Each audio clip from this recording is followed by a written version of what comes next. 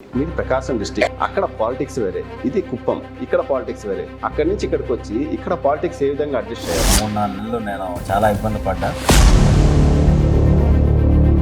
కంచర్ల శ్రీకాంత్ అనే వ్యక్తి కుప్పంకి వచ్చిన తర్వాత గ్రూప్ రాజకీయాలు ఎక్కువయ్యాయని చెప్పేసి కుప్పంలో మీరు వాస్తవాలు లేవంటారా?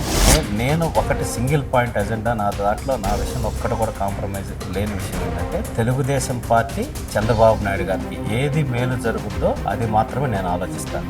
అది అందరికీ నచ్చాలని లేదు.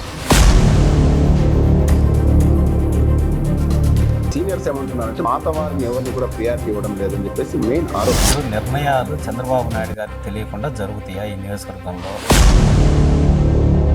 కంచర్ల శ్రీకాంత్ గారు డామినేషన్ ఎక్కువైందని చెప్పేసి 4 బస్సుల్లో సీఎం గారి వద్దకు వెళ్ళి మీ పైన కంప్లైంట్ చేశారు. ఇలాంటి అనవసరమైన discussions with in the party మంచి ఇది కాదని చెప్పేసి సార్ చెప్పడం, ఈ విధానంలో చేయడం కరెక్ట్ కాదు, రెక్టిఫై చేసుకోవాలని నన్ను కూడా మందలించడం కూడా జరిగింది. శ్రీకాంత్ అనే వ్యక్తి వచ్చినప్పటి నుంచే గత 40 ఏళ్ళ నుంచి మేము పనిచేస్తున్నాము.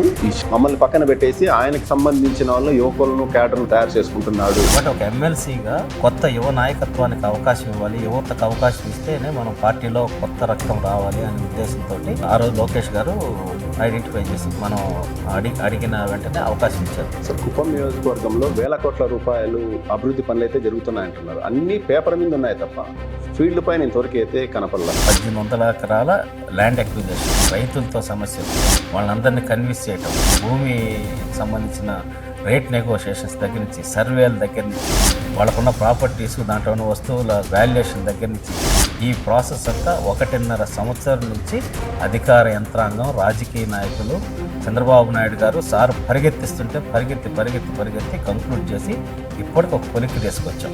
కోట్ల రూపాయల పనులు జరుగుతాయి, మీరు కనపట్లేదు అంటున్నారు. అదే ఇది చేసేవాడు. నేను అదే చెప్తాను. డైరెక్ట్ ప్రతి దానికి డేటా ఉంది. 3500 కోట్లతోటి ఈరోజు హంద్రీనీవా ద్వారా సార్ ఇక్కడికి చిట్ట చెరువు పరమ సముద్రానికి నీళ్ళు తీసుకొచ్చారు. వైసీపీ వాళ్ళు తెప్పించారు కదండి. ఎక్కడ తెచ్చారు కదా సార్. అదే జగన్ గారు హెలికాప్టర్ లేచేసరికి కింద నీళ్ళు కూడా ఆగిపోయింది. Welcome to Suman TV. ఈరోజు మన అతిథి ప్రభుత్వ విప్ ఎమ్మెల్సీ కంచర్ల శ్రీకాంత్ గారు ప్రస్తుతం మనతో ఉన్నారు. కుప్పం నియోజకవర్గంలో జరుగుతున్న తాజా రాజకీయ పరిస్థితులపై ఆయన అడిగి మరిన్ని విశేషాలు తెలుసుకున్నాం. సార్, నమస్తే అండి. నమస్కారం సార్, బాగున్నారా? బాగున్నాను సార్. ఏంటి సార్, ప్రభుత్వ whip, MLC, KADA adviser committee chairman, Kuppam Telugu Desam party సమన్వయకర్త, 4 పోస్టులు ఏంటి సార్? అంటే 4 పోస్టులు ఉంటేనే కుప్పంలో రాజకీయం చేయగలుగుతారా? అట్లా ఏం లేదు. ముందుగా ఏంటంటే, గ్రాడ్యుయేట్ ఎమ్మెల్సీగా నేను గెలిచిన తర్వాత చంద్రబాబు నాయుడు గారు ఇక్కడ రాజకీయ పరిస్థితులు, అప్పుడున్న పరిస్థితుల ప్రకారం ఒక ప్రోటోకాల్లో ఉన్న వ్యక్తి ఉంటే ఇక్కడ కార్యకర్తలకి వాళ్ళకి అండగా నిలబడేటటువంటి అవకాశం ఉంటుంది. తద్వారా అధికారులతో మాట్లాడటానికి కానీ, ఒక కలెక్టర్ గారితో, ఎస్పీ తోటి కానీ, ఒక ఆర్డీఓతోనో, డిఎస్పీతోనో ఇట్లా పొలిటికల్గా మాట్లాడటానికి ఒక అథెంటికేటెడ్గా ఉంటుందని చెప్పిన ఉద్దేశంతో ఆ రోజు నాకు బాధ్యతలు ఇవ్వటం జరిగింది. సో ఎలక్షన్ ముందు మీ అందరికి కూడా తెలుసు, పెద్దిరెడ్డి గారు ఇక్కడ ఏ విధంగా విధ్వంసకరం చేశారో. వైఎస్ఆర్సీపీ వాళ్ళు గ్రామ స్థాయిలో కూడా తెలుగుదేశం పార్టీ కార్యకర్తలను కానీ, నాయకులను కానీ భయభ్రాంతులకు గురి చేయటం, కేసులు పెట్టడం, 500-600 మంది లీడర్ల మీద కేసులు, ధర్నా చేస్తే 307 కేసులు, రౌడీ షీట్స్, ఇట్లా ఒక భయానకరమైన వాతావరణం ఉండింది. సో అప్పుడు చంద్రబాబు నాయుడు గారు అప్పచెప్పిన బాధ్యత. సో వచ్చి 100% ఆ రోజు ఏది ఏమైనా సరే సార్ ఒక నమ్మకంతో పంపించాడు. ఇక్కడ క్యాడర్కి అందరికి కూడా మనం ఒక అండగా ఉండాలని చెప్పనేసి ఒక మొండి ధోరణితో ఎదురు వెళ్ళి పనిచేయటం జరిగింది.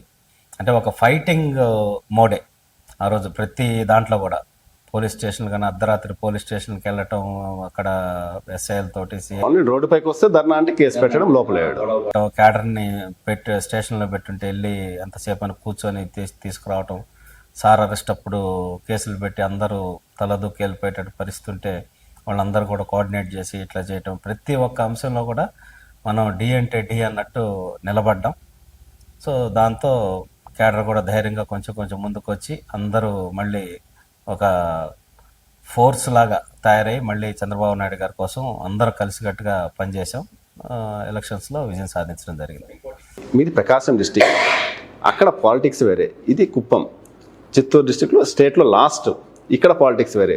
అక్కడి నుంచి ఇక్కడికి వచ్చి ఇక్కడ పాలిటిక్స్ ఏ విధంగా అడ్జస్ట్ అయ్యారు, మీరు ఏ విధంగా రాజకీయం చేయగలుగుతున్నారు?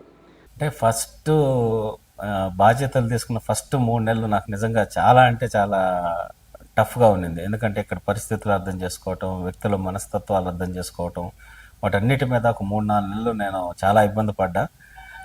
ఆ టైంలో అయితే ఏంది ఈ బాధలు అన్నట్టు ఒక చిన్న ఇది కూడా అనిపించింది. బట్ మళ్ళీ ఎమ్మటనే నాకు నేను సమాధానం చెప్పుకొని సార్ నమ్మకంతో ఒక బాధ్యత చెప్పాడు, దాన్ని పోరాడి చూపించాలి కాబట్టి ఖచ్చితంగా మనం ఎక్కడ ఇది కాకూడదనే ఉద్దేశంతో పనిచేయటం జరిగింది.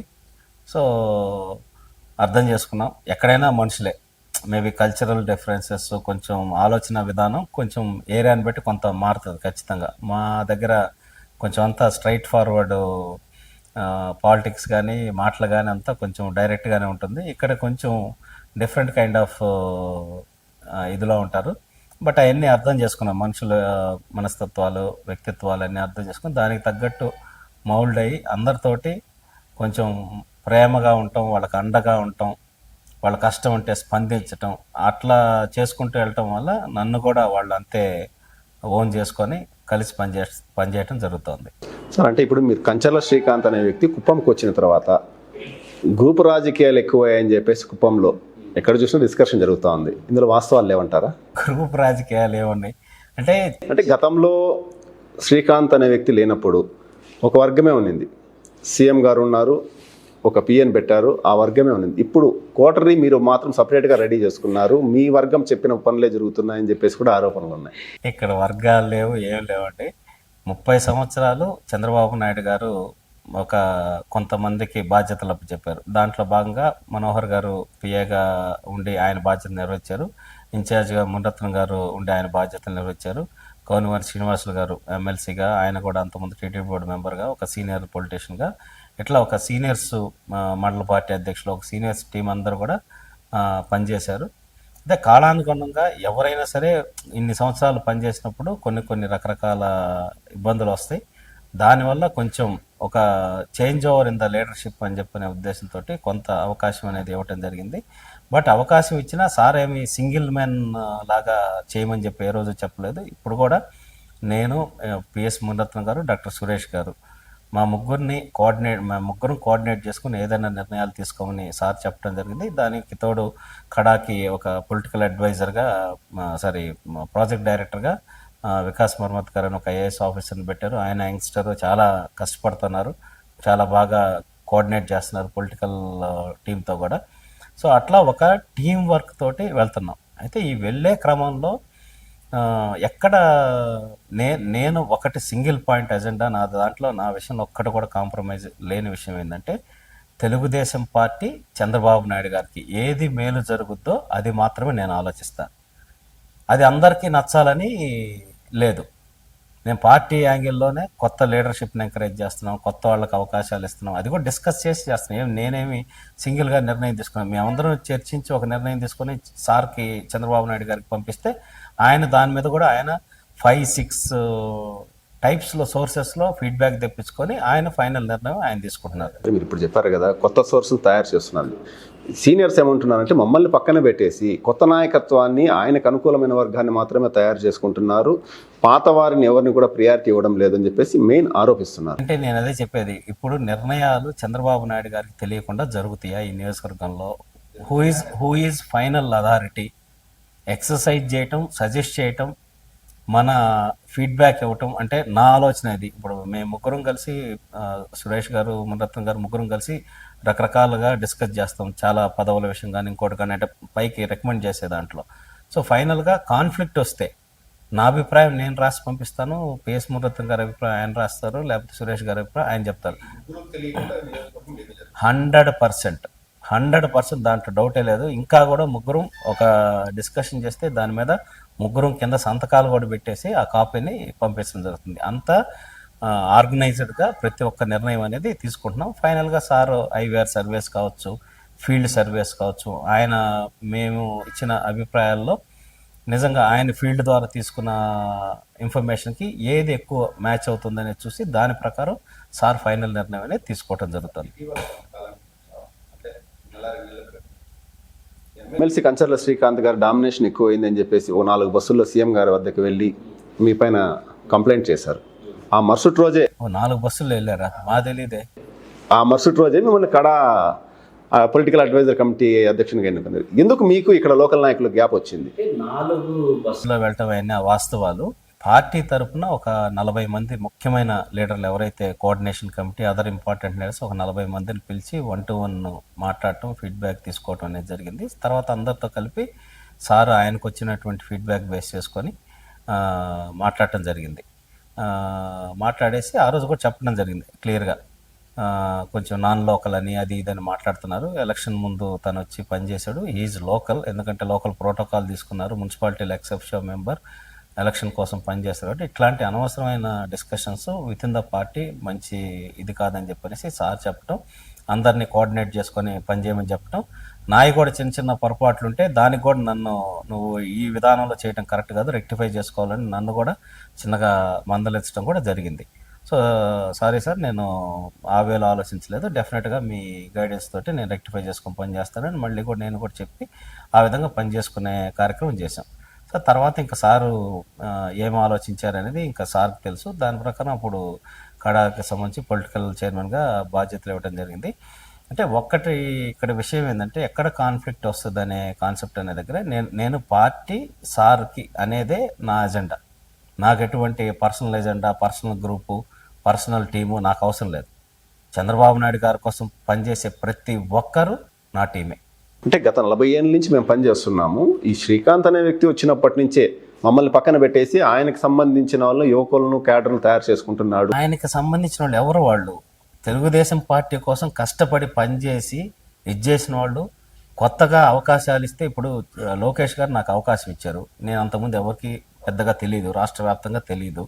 నేను ఒక జెడ్పీటీసీ ఇదిలో ఉన్నాను, ఒక ట్రైనింగ్ సెంటర్ నడిపాము, అంతవరకే తెలుసు. బట్ ఒక ఎమ్మెల్సీగా కొత్త యువ నాయకత్వానికి అవకాశం ఇవ్వాలి, యువతకు అవకాశం ఇస్తేనే మనం పార్టీలో కొత్త రక్తం రావాలి అనే ఉద్దేశంతో ఆ రోజు లోకేష్ గారు ఐడెంటిఫై చేసి మనం అడిగిన వెంటనే అవకాశం ఇచ్చారు.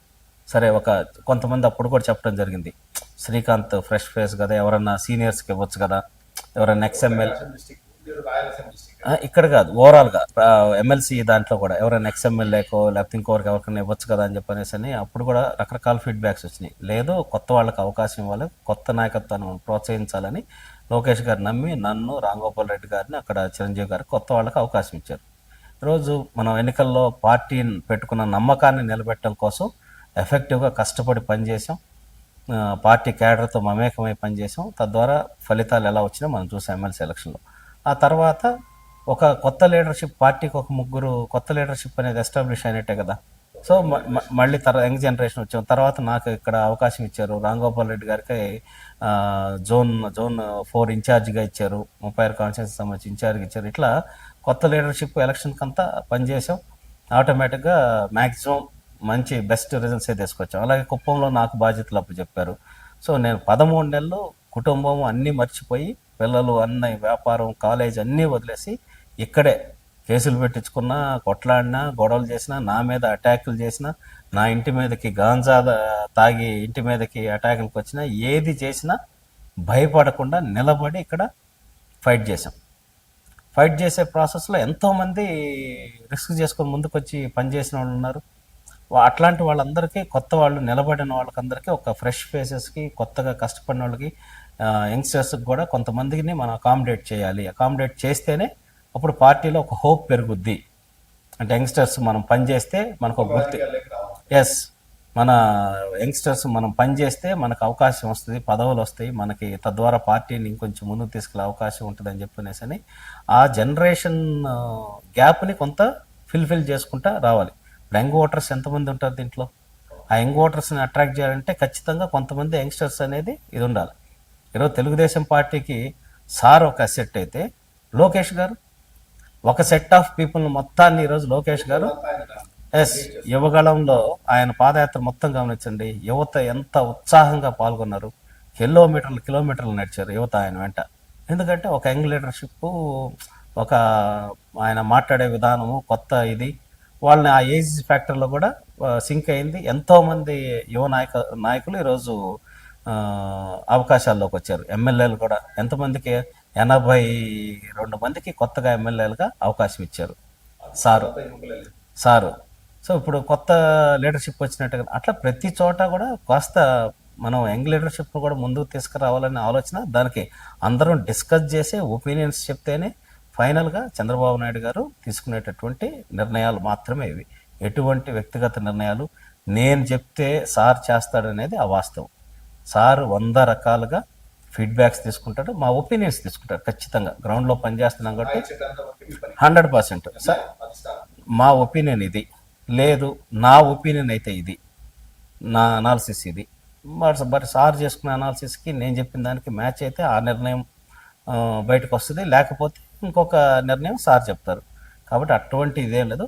ఆ ప్రాసెస్లో మీరు అన్నట్టు ఖచ్చితంగా కొంతమంది సీనియర్లకు అవకాశాలు రాకపోవటం, కొంతమందికి ఆశించిన వాళ్ళకి అవకాశాలు రాకపోవటం, ఎందుకంటే ఒకేసారి అందరికీ అన్నీ ఇవ్వలేరు, ఏ పార్టీలోనే ఇవ్వలేరు, ఎక్కడ ఇవ్వలేరు. సో అట్లాంటి రాని వాళ్ళు కొంచెం అసంతృప్తిగా ఉంటాం, మాట్లాడటం ఖచ్చితంగా. సో అట్లాంటి వాళ్ళు కొంతమంది డిసప్పాయింట్ అయ్యి కొంతమంది కొన్ని మాటలు మాట్లాడటం అవన్నీ జరుగుతుంది. బట్ వాళ్ళందరూ కూడా మా కుటుంబ సభ్యులే, వాళ్ళందరూ కూడా చంద్రబాబు నాయుడు గారి కోసం కష్టపడిన వాళ్ళే. వాళ్ళందరినీ గౌరవించుకొని మళ్ళీ ఎక్కడెక్కడ వాళ్ళని ఏమి విధంగా అకామిడేట్ చేసుకొని ముందుకు తీసుకెళ్ళాలి, కలుపుకొని 100% ముందుకు వెళ్తాం కూడా. సార్ ఇంకోటి, ఎలక్షన్స్ ముందు 2024 ఎలక్షన్స్ ముందు చంద్రబాబు నాయుడు గారు కుప్పం కాన్స్టిట్యున్సీలో అక్రమ క్వారీలు ఎక్కువ ఉన్నాయి అని చెప్పేసి గ్రీన్ ట్రిబ్యునల్ కంప్లైంట్ చేశాడు, అన్నీ చేశాడు. తర్వాత 2024లో తెలుగుదేశం పార్టీ కూటమి ప్రభుత్వం అధికారంలోకి వచ్చిన తర్వాత కుప్పం నియోజకవర్గంలో అదే అక్రమ క్వారీలు ఇప్పటికీ రన్ అవుతున్నాయి.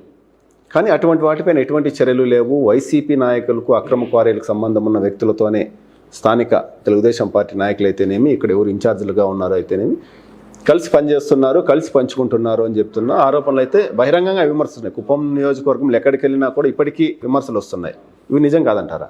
అంటే దాంట్లో 2 అంశాలు ఉన్నాయి, ఇక్కడ చాలా క్లారిఫికేషన్ ఇవ్వాల్సిన అవసరం. ఇంకోటి ముఖ్యంగా కంచర్ల శ్రీకాంత్ గారికి తెలియకుండా ఏ క్వారీ కూడా జరగడం లేదు అని చెప్పేసి విమర్శలు వచ్చాయి. దీనిపైన ఆల్రెడీ మీరు కార్యకర్తలతో కూడా డిస్కషన్ చేశారు. కార్యకర్తలతో డిస్కస్ చేశాను, నేను ప్రెస్ మీట్లో కూడా చాలా క్లియర్గా చెప్పాను, ఇప్పుడు కూడా చెప్తున్నాను. సో మనం ఎన్నికల గవర్నమెంట్ వచ్చిన తర్వాత క్వారీస్ అన్నిటికి సంబంధించి వ్యవహారాలన్నీ కూడా ఆపడం జరిగింది. అప్పుడు ఇక్కడ ఎవరైతే మెజారిటీగా రాయి కొట్టుకొని వడ్డెర సామాజిక వర్గం కావచ్చు, ఇంకొంచెం కొన్ని అదర్ సామాజిక వర్గాల్లో కూడా ఉన్నారు ఆ రాతి పని చేసేవాళ్ళు. వాళ్ళందరూ కూడా మా పట్టా ల్యాండ్స్లో వీటిల్లో వెళ్ళి అక్కడ ఉండేటువంటి రైతులతో మాట్లాడుకొని వాళ్ళు రాయి కొట్టుకొని జీవనం కొనసాగించేటటువంటి కల్చర్ ఉంది ఇక్కడ. టెంపుల్స్ అదే చెప్తున్నాను, దాంట్లో క్లారిటీ ఇస్తున్నాం. 100% విత్ డేటా మాట్లాడుతున్నాం మేము ఎందుకంటే ఇప్పుడు సార్ లెవెల్లో జరిగే డిస్కషన్ ఇది. కలెక్టర్ గారు మానిటర్ చేస్తున్నారు దీన్ని 1.5 month నుంచి, ప్లస్ ఇక్కడ లోకల్ డిపార్ట్మెంట్ వాళ్ళు మానిటర్ చేస్తున్నారు. సో ఆ కోసాలు కొట్టడం ఇట్లాంటి వాటి కోసం, టెంపుల్ వర్క్స్ కోసం కొన్ని ఇబ్బంది జరుగుతుంది అని చెప్పనేసి ముఖ్యమంత్రి గారిని అప్పుడు వచ్చి ఆ సామాజిక వర్గం వాళ్ళు ఇంకా కొంతమంది ఎవరైతే పనిచేస్తారో వాళ్ళందరూ వచ్చి ముఖ్యమంత్రి గారిని కలిసి రిక్వెస్ట్ చేశారు. చేసినప్పుడు కొన్ని టెంపుల్స్కి రిలేటెడ్గా జరిగే వర్క్స్కి వాటికి కొన్ని లోకల్ పర్మిషన్స్ లాగా ఇచ్చేటట్టు చేయటం జరిగింది. టెంపుల్ వర్క్స్ రిలేటెడ్ అట్లాంటివి జరిగాయి వీళ్ళు చేసుకునేదానికి. ఆ ముసుగులో కొంతమంది అయితే మాత్రం డెఫినెట్గా కొంత మిస్యూజ్ చేసిన సంఘటనలు జరిగినాయి. అవి తర్వాత నా దృష్టికి 1.5 month బ్యాక్ వస్తే నేను కలెక్టర్ గారికి చెప్పడం జరిగింది. ముఖ్యమంత్రి గారికి కూడా వీక్లీ రిపోర్ట్ ఇచ్చే దాంట్లో కూడా మేము తెలియజేయటం, మాకు ఒక ఫుల్ టైం ఏడీజీ కావాలి, డీటీ గారు ఇన్ఛార్జ్గా ఉన్నారు, ఏడీజీ ఉంటే మానిటర్ చేయడానికి ఉంటుంది, అది చేయమని చెప్పడం జరిగింది. త్వరలో ప్రమోషన్స్ వస్తే వాళ్ళలోంచి అలొకేట్ చేస్తామని కూడా మాకు సార్ ఆఫీస్ నుంచి కూడా చెప్పడం జరిగింది. ఈ లోపల కలెక్టర్ గారు మానిటర్ చేస్తున్నారు. కలెక్టర్ గారు కంప్లీట్గా పీడీ గారు ఇక్కడంతా కూడా ఆర్డీఓ గారిని ఇన్స్పెక్షన్స్ పంపటం, విజిలెన్స్ వాళ్ళని పంపటం, షెడన్ స్క్వాడ్స్ని పంపటం, వెహికల్స్ సీజ్ చేయటం కానీ పెనాల్టీస్ వేయటం, అవన్నీ కూడా చేయటం, లారీలని సీజ్ చేయటం, పెనాల్టీలు వేయటం, హిటాచీలు అన్నీ తెచ్చిపెడతాం వాటిని సీజ్ చేయటం, పెనాల్టీలు, ఇవన్నీ కూడా కార్యక్రమాలు జరుగుతున్నాయి. వాటిల్లో కూడా మళ్ళీ రాత్రిపూట కొంతమంది ఇది చేయటం ఇట్లాంటివన్నీ జరిగినాయి. కొంత అయితే న్యూస్లో వచ్చి డిస్కస్ చేసినంత హడావుడి అయితే మాత్రం, అంత దారుణంగా అయితే మాత్రం 100% జరగట్లేదు.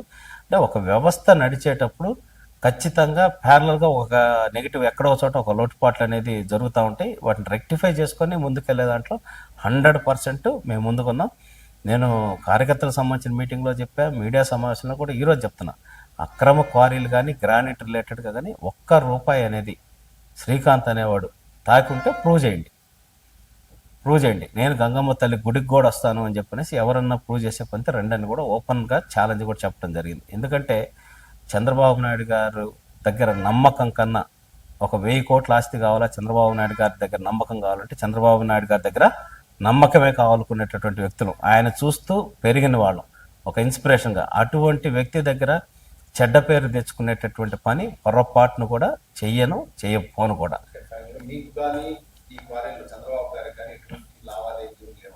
సార్ పేరు ఎందుకు తీసుకొస్తారు? చాలా తప్పు అది. అసలు ఇక్కడ స్థానిక నాయకత్వం తెలుగుదేశం వాళ్ళు కూడా కొంత మిస్యూజ్ అనేది జరిగిన మాట వాస్తవం. అయితే ఇక్కడ ఎక్స్పోజ్ చేసినంత లెవెల్లో క్వారీస్ విషయంలో అంత అరాచకాలు, అంత దుర్మార్గాలు అయితే జరగలేదు. అక్కడక్కడ ల్యాప్సెస్ అయితే ఉన్నాయి. దాంట్లో కొంతమంది టీడీపీ లీడర్స్ కూడా టెంపుల్ పర్పస్ ఇట్లా రకరకాలుగా చేస్తున్నారు. అవి కూడా రెక్టిఫై చేసి వాళ్ళందరూ కూడా వ్యక్తిగతంగా చెప్పడం జరిగింది. మీరు ఇట్లాంటి పొరపాట్లు చేసి పార్టీకి చెడ్డ పేరు తీసుకురాకూడదని చెప్పి వాళ్ళని కూడా కంట్రోల్ చేయడం జరిగింది. కలెక్టర్ గారు కూడా ఫుల్ టైం మానిటర్ చేస్తున్నారు డిపార్ట్మెంట్ పెట్టి. కాబట్టి మ్యాక్సిమం అన్నీ కూడా కంట్రోల్లోకి తీసుకొచ్చేసాం. లాస్ట్ 1 వీక్ 10 డేస్లో మెజారిటీగా అన్నీ కూడా ఇంకా అక్కడక్కడ జరుగుతున్న చిన్న చిన్న ఇష్యూస్ని కూడా కంట్రోల్లోకి అయితే తీసుకొచ్చాం. సార్, కుప్పం నియోజకవర్గంలో ₹1,000 కోట్ల అభివృద్ధి పనులు అయితే జరుగుతున్నాయంటున్నారు. అన్నీ పేపర్ మీద ఉన్నాయి తప్ప ఫీల్డ్ పైన ఇంతవరకు అయితే కనపడలా. ఎయిర్పోర్ట్ కానీ మల్టీనేషనల్ ఎంఎల్సీ కంపెనీలు కానీ వచ్చాయంటున్నారు. కానీ వర్క్లు ఎప్పుడు స్టార్ట్ అవుతాయి? నిరుద్యోగులకు ఉద్యోగాలు ఎప్పుడు ఇస్తారు? మీరు ఇల్లు కట్టారా? కట్టాము. సొంత ఇల్లు ఉందా? కట్టారా? ఎన్ని సంవత్సరాలు కట్టారు? 2 ఇయర్స్. 2 ఇయర్స్ కట్టారు. అంటే మీ సొంత ఇల్లు కట్టడానికి మీకు 2 సంవత్సరాలు పడితే, ఒక ఎయిర్పోర్ట్ 1800 ఎకరాల ల్యాండ్ ఎక్విజేషన్, రైతులతో సమస్యలు, వాళ్ళందరినీ కన్విన్స్ చేయటం, భూమికి సంబంధించిన రేట్ నెగోషియేషన్స్ దగ్గర నుంచి, సర్వేల దగ్గర నుంచి, వాళ్ళకున్న ప్రాపర్టీస్, దాంట్లో ఉన్న వస్తువుల వాల్యుయేషన్ దగ్గర నుంచి, ఈ ప్రాసెస్ అంతా 1.5 సంవత్సరం నుంచి అధికార యంత్రాంగం, రాజకీయ నాయకులు, చంద్రబాబు నాయుడు గారు సార్ పరిగెత్తిస్తుంటే పరిగెత్తి కంక్లూడ్ చేసి ఇప్పటికి ఒక కొలిక్కి తీసుకొచ్చాం. సో ఇప్పుడు పేమెంట్స్, పాత ఎయిర్పోర్టు భూములకు ఇచ్చిన వాళ్ళకి సంబంధించిన పేమెంట్స్ ₹25 కోట్ల 2 నెలల క్రితం ఇవ్వడం జరిగింది. ఇప్పుడు కొత్త ఎయిర్పోర్ట్లకు సంబంధించి ల్యాండ్ అక్విజిషన్ సంబంధించి అమౌంట్ ఆర్డీఓ గారు అకౌంట్కి రావడం జరిగింది. 50 crores ఫేజ్ 1. అవి ఇప్పుడు డిస్బర్స్మెంట్ ఈ 2-3 నెలల్లో 2-3 రోజుల్లో స్టార్ట్ చేస్తాం. మొత్తం 148 కోట్లు. అవన్నీ కూడా ఇంకొక ఫేజ్ 50, ఇంకొక ఫేజ్ జస్ట్ నాకు తెలిసి ఈ 1 monthలోనే వాటికి సంబంధించిన అమౌంట్ మొత్తం వచ్చేస్తుంది. టోటల్ క్లియర్ చేసి complete land government acquisition hand over చేసుకుంటే తర్వాత దానికి సంబంధించినటువంటి టెండర్లు కానీ అదర్ ప్రొసీజర్స్ కానీ మిగతా సెంట్రల్ గవర్నమెంట్ పర్మిషన్స్ అన్నీ కూడా రామ్మోహన్ నాయుడు గారు ఫాలోఅప్ చేస్తున్నారు. సారు సీఎంఓ నుంచి ఫాలోఅప్ చేపిస్తున్నారు. అవన్నీ ప్యారల్గా అయితే హోప్ఫుల్లీ అంతా మంచిగా జరిగితే ఒక 2 నెలల్లోనే, లేకపోతే ఇంకో 3 నెలల్లో ఖచ్చితంగా ఎయిర్పోర్ట్కి సంబంధించి శంకుస్థాపన కార్యక్రమం జరుగుద్ది. అదొకటి. కోట్ల రూపాయల పనులు జరుగుతాయి, మీరు కనపట్లేదు అంటున్నారు. 3,500 కోట్లు.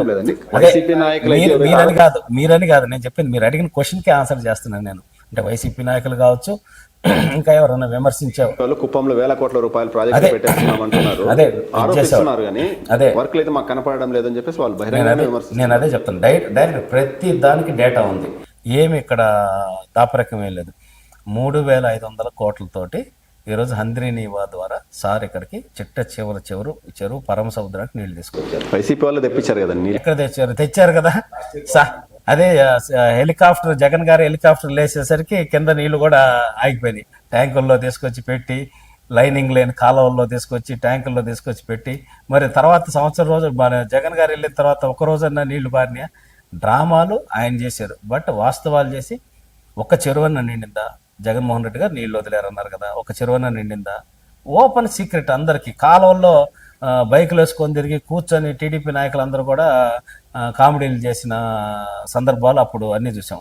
ఆ సెట్టింగ్ సాయంత్రానికి జగన్మోహన్ రెడ్డి గారు వెళ్ళిపోయిన సాయంత్రానికి వచ్చి వాళ్ళు మహారాష్ట్ర వాళ్ళు ఓడ తీసుకొని ఆ సెట్టింగ్ కూడా తీసుకొని వెళ్ళిపోయారు, ఆ సెటప్. ఇప్పుడు ఈరోజు 125 చెరువులు ఇప్పటికీ నింపడం జరిగింది. అసలు ఎంత ఆనందం ఉంది రైతుల్లో. మీరు గ్రామాలకు వెళ్ళండి, మీరు ఫీల్డ్కి వెళ్ళి మాట్లాడండి.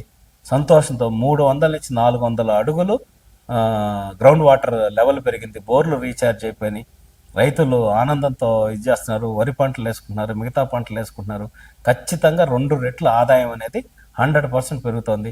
మళ్ళీ నెక్స్ట్ ఇయర్కి ఇంకెన్ని చెరువులు నింపాలనే దానికి సంబంధించి దానికి ఏమేం చేయాలి, లిఫ్ట్ పెట్టాలా లేకపోతే లైనింగ్ చేయాలా, ఇంకేదైనా గ్రావిటీ ద్వారా ఎలా తీసుకెళ్ళచ్చు అనే దాని మీద మొత్తం డిపార్ట్మెంట్ అనదర్ ఎక్సర్సైజ్ చేశారు. దానికి సంబంధించిన బడ్జెట్ ప్రిపరేషన్ జరుగుతోంది.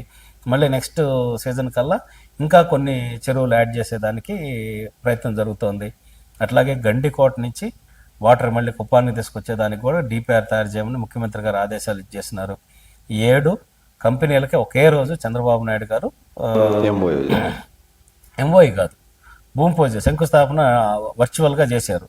ఈరోజు దానికి సంబంధించిన పనులు ace international already ground levelling work జరుగుతుంది. ఈ రాయిస్తే అక్కడ గ్రౌండ్ లెవెలింగ్ వర్క్ జరుగుతుంది. మనంతా రాకీ ఏరియా మొత్తం ముందు లెవెలింగ్ చేసుకోవడానికి, క్లీన్ చేసి సైట్ లెవెలింగ్ చేసుకోవడానికి కనీసం 3-4 నెలలు టైం పెట్టే పరిస్థితి. ఆ వర్క్ స్టార్ట్ అయిపోయింది. మిగతా కంపెనీలు మదర్ డైరీ వర్క్ జరుగుతుంది, కాంపౌండ్ వాళ్ళు కడుతున్నారు, శ్రీజ వాళ్ళు టెండర్ పిలిచినారు, వాళ్ళది వర్క్ స్టార్ట్ అవుతుంది.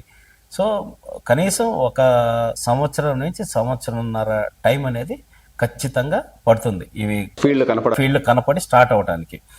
అలాగే ఇప్పుడు అబీస్ ఒకటి మనకు చికెన్ ప్రాసెసింగ్ యూనిట్ ఉంది, అది ఆల్రెడీ హోప్ఫుల్లీ ఏప్రిల్లో ఇనాగ్రేషన్కి రెడీ అవుతోంది.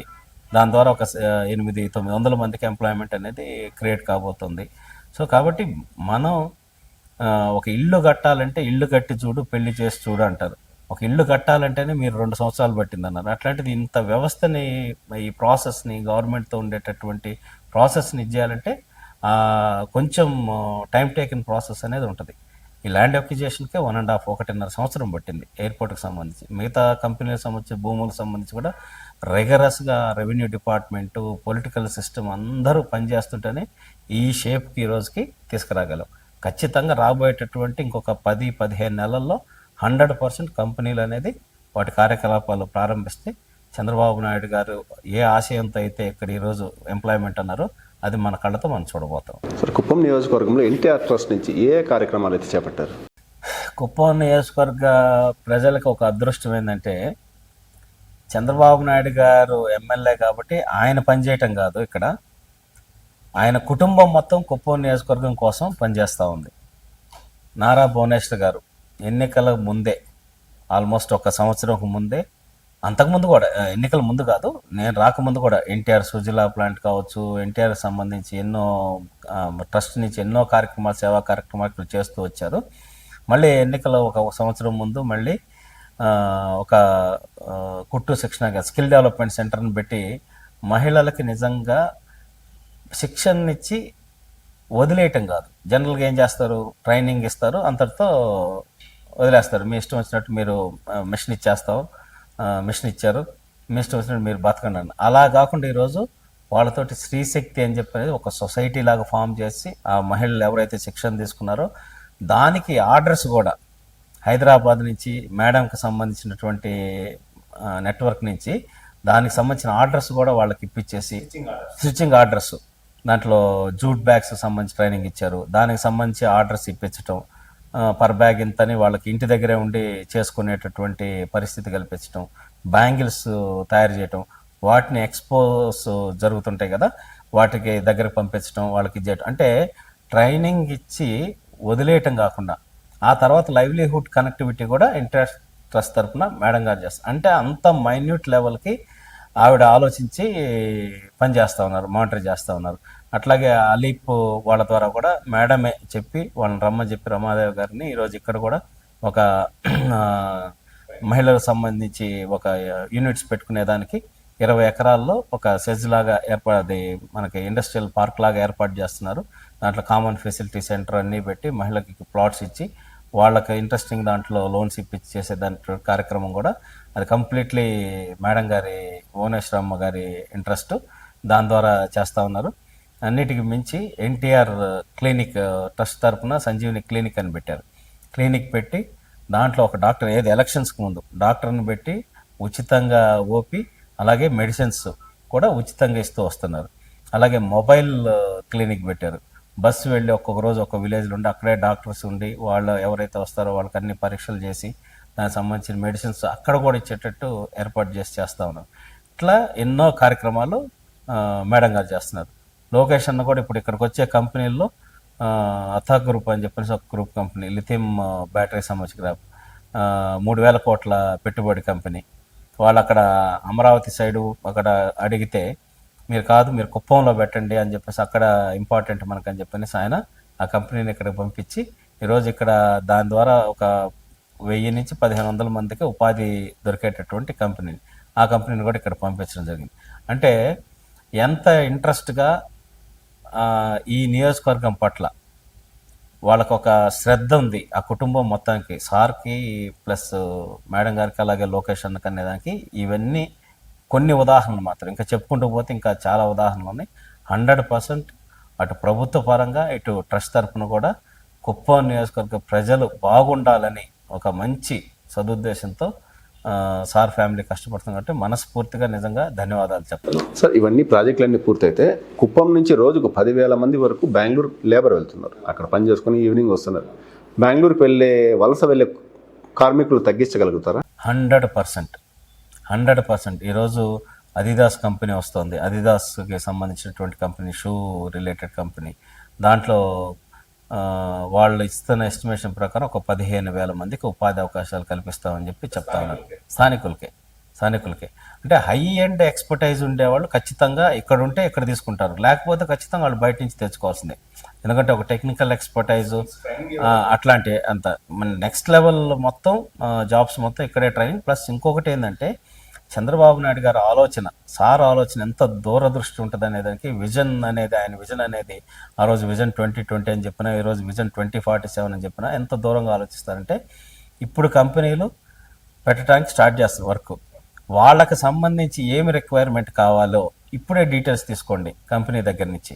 మాకు ఈ స్కిల్ సెట్లో ఈ క్వాలిఫికేషన్లో ఇంతమంది కావాలని ఇప్పుడే డీటెయిల్స్ తీసుకోండి. మనం ఇప్పుడు నవదిశ సెంటర్ అని చెప్పనేసి ఇక్కడ బిల్డింగ్ ఓపెన్ చేయబోతాం. రేపు 30వ తారీఖు చంద్రబాబు నాయుడు గారు వచ్చినప్పుడు ఓపెన్ చేస్తారు. దాంట్లో ఆదిత్య బిర్లా వాళ్ళతో కలిసి అలాగే NSDCతో కలిసి ట్రైనింగ్కి దాంట్లో ఏర్పాటు చేస్తున్నాం. ఇక్కడ పాలిటెక్నిక్ కాలేజీలో, ITI కాలేజీలో ఏర్పాటు చేసి ఎవరైతే మనం ఇప్పుడు survey community based needs survey అని ఒక సర్వే చేస్తున్నాం. దాంట్లో ఇప్పుడు 16,000 దాకా మనకి డేటా వచ్చింది. అన్ఎంప్లాయిడ్ ప్లస్ దాంట్లో చిన్న చిన్న ఉద్యోగాలు చేసుకునే వాళ్ళు రకరకాల ఆ డేటాలు ఎవరెవరు సూటబుల్ అవుతారు ఈ కంపెనీకి సంబంధించి దానికి సంబంధించినటువంటి శిక్షణ వాళ్ళకి ఇచ్చి ఈ కంపెనీలు పూర్తయ్యే లోపల వీళ్ళని రెడీగా ఉంచి వాళ్ళకి ఆ కంపెనీస్లో ఉద్యోగ అవకాశాలు ఇప్పించేదానికి చంద్రబాబు నాయుడు గారు చర్యలు తీసుకుంటున్నారు. అది సార్ యొక్క విజన్ అంటే. ఇదండి కుప్పం నియోజకవర్గంలో జరుగుతున్న తాజా రాజకీయ పరిస్థితులపై ఎమ్మెల్సీ కంచర్ల శ్రీకాంత్ గారు ఇచ్చిన. Thank you sir. Thank you అండి, థ్యాంక్ యూ సో మచ్. మీరు కూడా మాకు కుప్పం నియోజకవర్గంలో జరిగేటటువంటి అభివృద్ధి కార్యక్రమాలని సుమన్ టీవీలో ఎలక్షన్కు ముందు చంద్రబాబు నాయుడు గారు చేసిన అభివృద్ధి గురించి చూపించాం. ఇప్పుడు కూడా వచ్చే అభివృద్ధి కార్యక్రమాలన్నీ కూడా ప్రజలకు తెలియజేసే విధంగా మరిన్ని కార్యక్రమాలు చేసి మీరు చంద్రబాబు నాయుడు గారికి అండగా ఉండాలని మనస్ఫూర్తిగా కోరుకుంటున్నామండి. థ్యాంక్ యూ, నమస్తే.